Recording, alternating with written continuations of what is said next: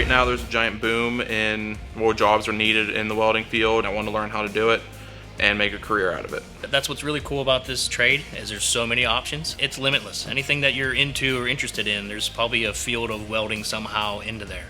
It's not dirty. Yeah, it doesn't have to be. It can be, but there's jobs out there that require you wearing scrubs, things like that. NASA, clean facility, where there is no dirt. I really liked working with my hands, and I decided to start looking into the field, like job fields for specialist work. Welding was a pretty good paying job, and it had more uses than just you work in a factory. And there was a large opening in the job market. I had looked into other schools, other technical institutes, but then ultimately decided that this was the one that I wanted to go with. It's still a lot cheaper by, I think it was $5,000 cheaper than a advanced 9 months tech school in Pittsburgh. Whether you want to be a welder or not, when you leave here, you're going to leave with a skill.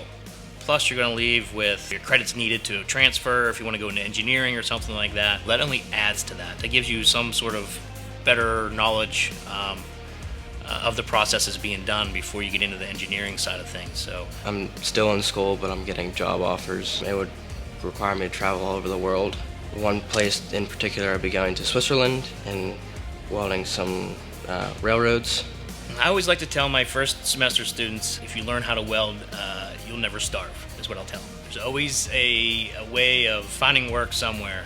Then as far as wages go, they can almost name their price right now. Don't be afraid. That's what I tell everyone who asks me.